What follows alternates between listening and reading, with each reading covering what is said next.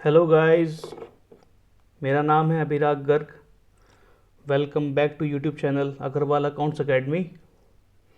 और आज का हमारा टॉपिक रहेगा बेसिक अकाउंटिंग टर्म्स। तो सबसे पहले हमें जर्नल बनाने हो या फिर हमें अकाउंट्स बनाने हो या बैलेंस शीट बनानी हो या कोई भी बिज़नेस में एक्टिविटी करनी हो तो हमें पता होना चाहिए कि जो बिज़नेस टर्म्स हैं वो हैं क्या। तो वैसे तो काफ़ी सारी हैं, कोशिश करूँगा मैं कि 2 to 3 वीडियोस में आपको कंप्लीट करा दूँ। और आज मैंने 6 लिए हैं इसमें, जो स्टार्टिंग है, क्योंकि फिर ज़्यादा लंबा हो जाएगा चैप्टर, वीडियो भी ज़्यादा लंबी हो खिंच जाएगी उसके। तो इसीलिए मैंने आज थोड़ा सा कम पोर्शन लिया है, तो मैं इसको आपको एलाबरेट कर दूँगा अच्छे से। तो आइए स्टार्ट करते हैं। तो फर्स्ट है इसमें business transaction. A business transaction is an economic activity of the business that changes its financial position। तो बिजनेस ट्रांजेक्शन क्या है? जो इकोनॉमिक एक्टिविटी है कोई भी। अब इकोनॉमिक एक्टिविटी से मतलब ये है कि कोई भी ऐसी ट्रांजैक्शन जो एक इकोनॉमिक वे में की जा रही है। फॉर एन एग्जांपल, एक टीचर है, जो एक टीचर है वो अपने खुद के बच्चों को पढ़ाता है, ठीक है, और वो एक अपनी सैलरीड पर्सन भी है जो अपना कॉलेज में जा कर के स्टूडेंट्स को पढ़ाता है और उसको पर मंथ सैलरी मिलती है। तो इकोनॉमिक एक्टिविटी कौन सी हो गई टीचर्स की? वो इकोनॉमिक एक्टिविटी हो गई जो वो स्कूल में जा कर के बच्चों को पढ़ा रहे हैं, जिसके लिए वो पैसा उसको मिल रहा है। तो ये इकोनॉमिक एक्टिविटी होगी। ऑन दी अदर हैंड, जब वो अपने खुद के बच्चों को पढ़ा रहा है तो उसके लिए वो कोई पैसा चार्ज नहीं कर रहा, वो फ्री ऑफ कॉस्ट पढ़ा रहा है, क्योंकि उसके लिए वहाँ पर उसके सेंटिमेंट्स जुड़े हुए हैं। तो उस चीज़ को हम नॉन इकोनॉमिक एक्टिविटी कहेंगे। एवरी नॉन इकोनॉमिक एक्टिविटी हम बिजनेस में इंक्लूड नहीं करते, वो बिजनेस ट्रांजेक्शन हम नहीं मानते, ठीक है। तो ये एक ट्रांजैक्शन है इस तरीके की। तो इसमें फर्स्ट में क्या आ रहा है, फीचर्स क्या हैं इसके? इट इन्वॉल्व्स इकोनॉमिक एक्टिविटी, ये हमने बता दिया आपको अभी।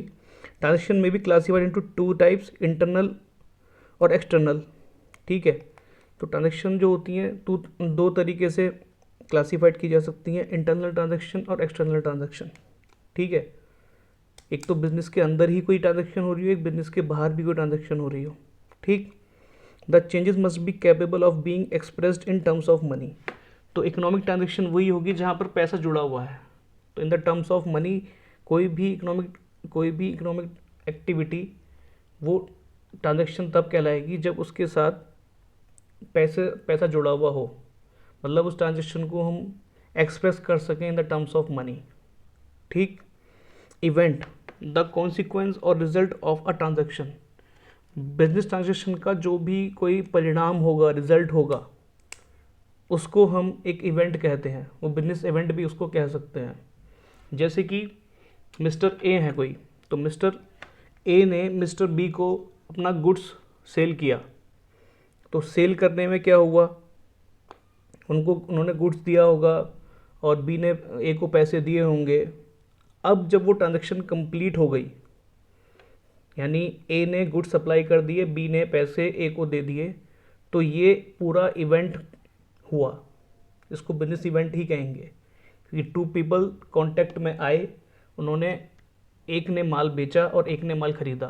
तो इस पूरे होल एक्टिविटी को हम क्या कहेंगे? इसको कहेंगे हम इवेंट, ठीक है। आगे चलते हैं। थर्ड है account. An account is a record of all business transaction related to a particular person और आइटम। अकाउंट क्या है कि एक समराइज्ड फॉर्म है, एक समराइज्ड फॉर्म है ट्रांजैक्शन की। जैसे कि अब इकोनॉमिक इवेंट जो हुआ उसके अंदर एक्टिविटी तो बहुत सारी हुई होंगी, कि पहले ए ने अपने आप कोटेशन लिखी होगी बी को कि इतना माल इतने का है, फिर बी ने उसको अप्रूव करा होगा, देन उसने फिर सैंपल भी भिजवाया होगा, फिर उसके बाद सप्लाई भी किया होगा गुड्स, तो इन ट्रांजिट भी गुड होगा।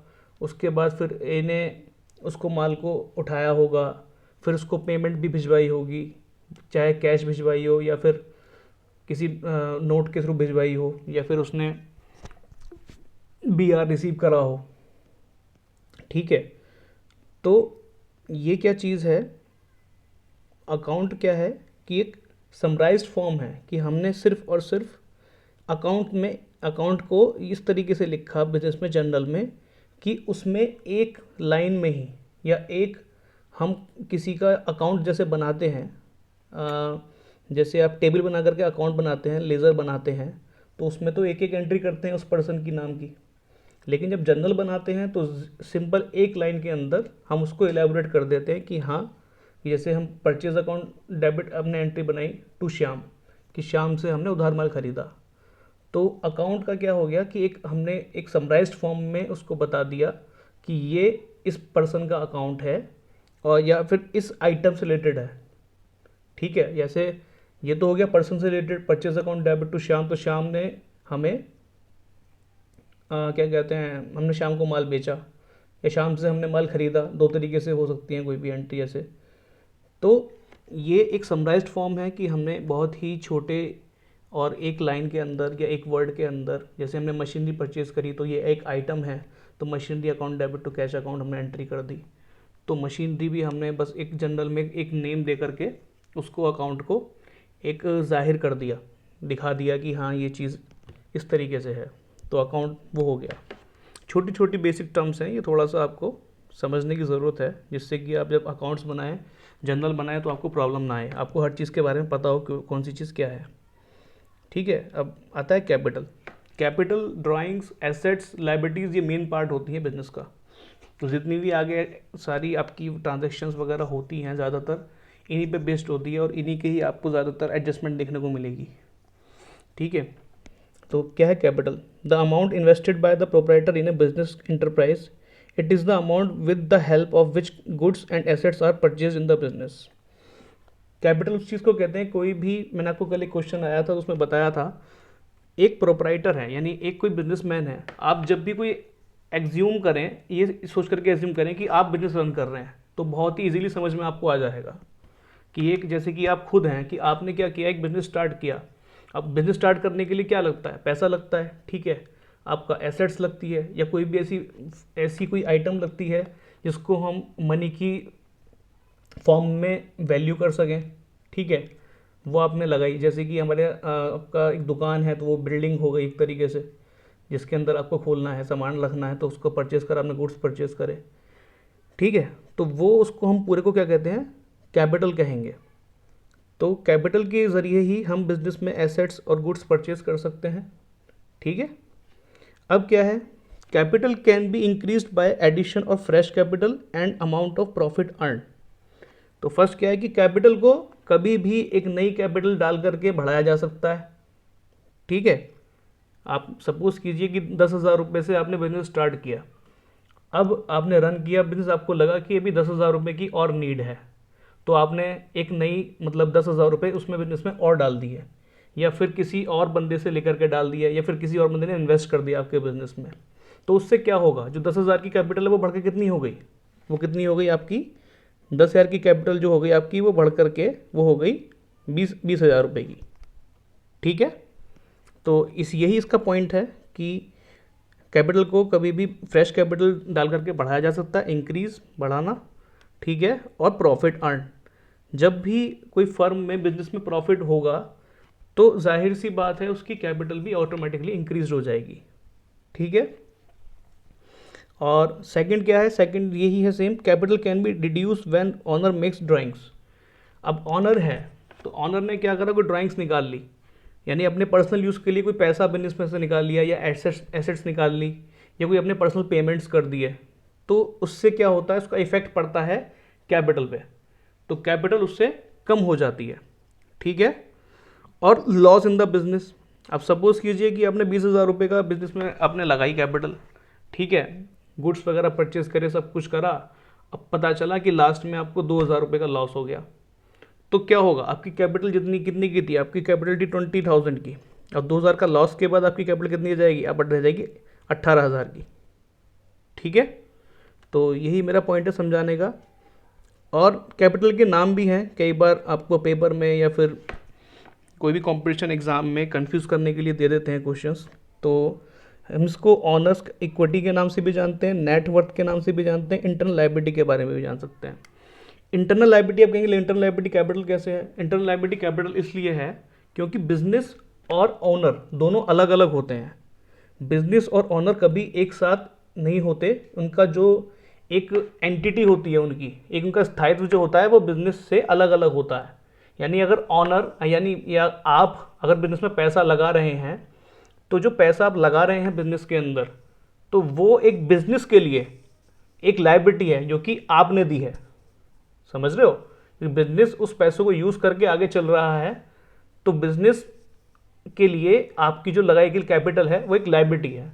और इंटरनल लायबिलिटी क्योंकि ये बिजनेस का पार्ट हो, एक बिजनेस के साथ आपने बिजनेस खुद स्टार्ट किया है, तो वो इंटरनल चीज़ हो गई, वो आउटसाइडर्स उससे कोई मतलब नहीं है उसका।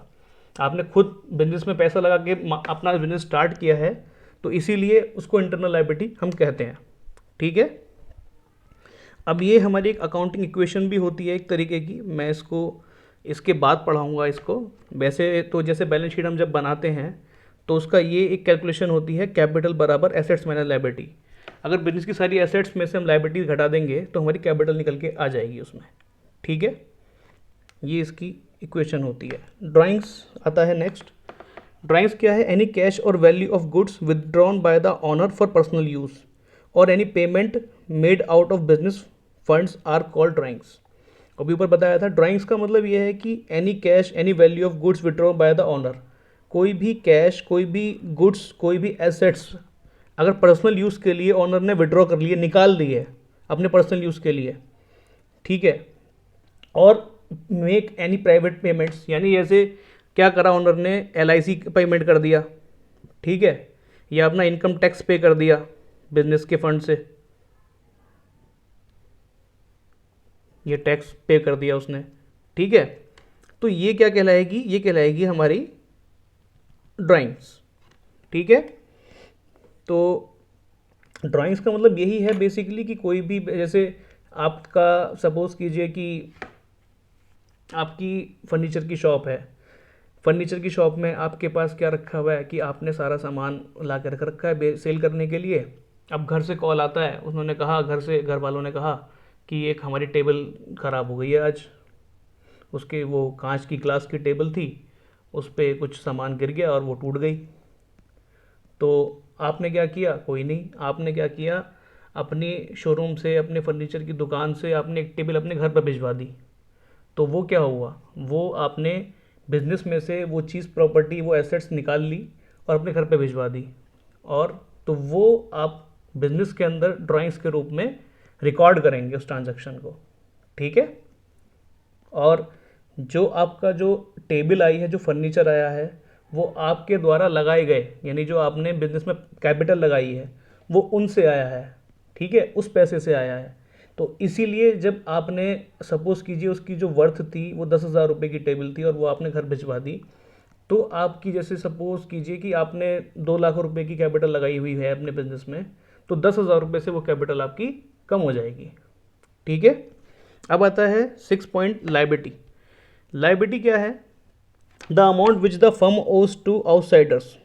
लायबिलिटी वो है जो आउटसाइडर से ली है बिजनेस में, ठीक है।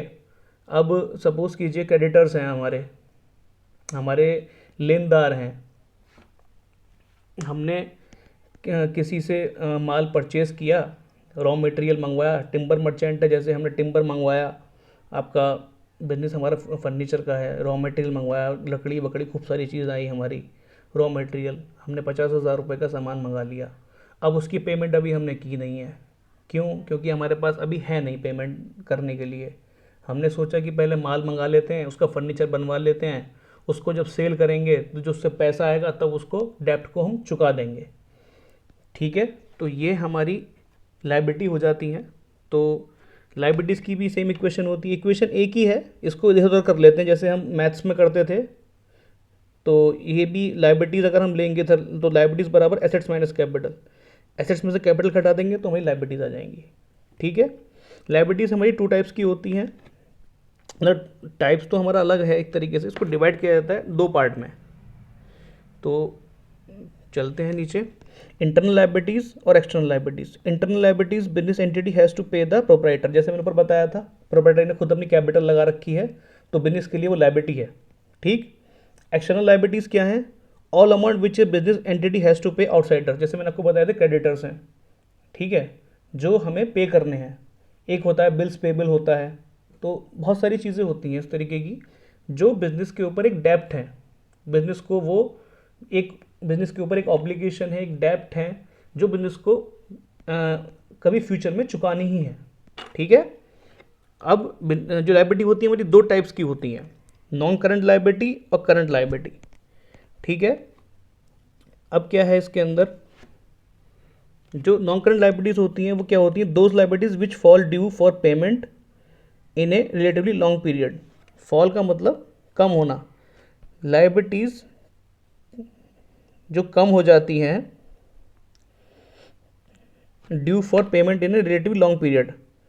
लॉन्ग पीरियड में जो क्या कहते हैं हमारा पेमेंट होता है उसके बाद वो कम होती है सब। इसका जो मेन जो वो है एक इसका पॉइंट वो ये है कि नॉन करंट लाइबिलिटी वो होती हैं जो 12 मंथ्स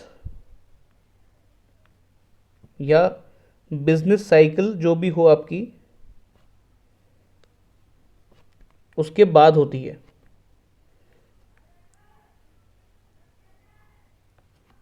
ठीक है। तो आपको नॉन करंट लाइबिलिटीज का ध्यान रखना है कि जो लाइबिलिटी हमारी 1 साल के बाद कम होना स्टार्ट होती है इसको हम पे करते हैं, ठीक है, यानी 1 साल के बाद तक की है। जैसे लाइबिलिटी हमारे पास की आज की डेट में हम बैंक लोन भी ले लेते हैं 5 साल का 10 साल का, तो विद इन अ ईयर जो लाइबिलिटी होती हैं वो होती है करंट लाइबिलिटीज़, ठीक है। वो नियर फ्यूचर में आपको पे करनी होती है with in 12 months of period, ठीक है। और नॉन करंट लाइबिलिटीज़ वो हो गई जो हमारा 1 साल से ऊपर के टाइम में हम पे करते हैं, ठीक है। तो इसमें ज़्यादा कुछ नहीं है। करंट लाइबिलिटीज़ का मतलब ये हो गया कि विद इन हमने आपको 12 मंथ्स के अंदर उसको पेमेंट कर दिया या बिजनेस साइकिल के अंदर। जनरली ऐसा होता नहीं है, अगर किसी बिजनेस की साइकिल अगर 3 मंथ की है 6 मंथ की है तो वो उसके अकॉर्डिंगली पेमेंट किया जाएगा उसका। लेकिन अदरवाइज जो मेन आपका हमारा जो लिखा हुआ है जो रूल है वो क्या है कि नॉन करंट लाइबिलिटीज़ के लिए मोर देन 12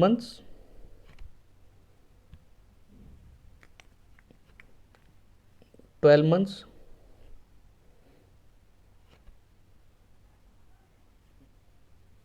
ठीक है। और करंट लाइबिलिटीज़ के लिए क्या है? With in 12 months.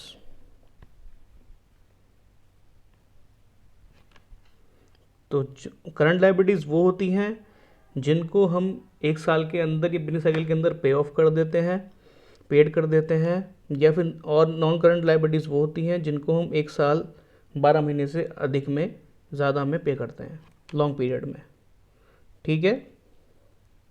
तो मैं टाइप्स कल को आपको बताऊंगा और हमारा कल नेक्स्ट रहेगा कि मैं आपको बता दूं कि एसेट्स कितनी होती हैं, एक्सपेंडिचर कितने तरीके के होते हैं, तो कल मैं आपको ये बताऊंगा, ठीक है। तो that's all for now and please like share and subscribe कीजिएगा, ठीक है। Good evening, good bye.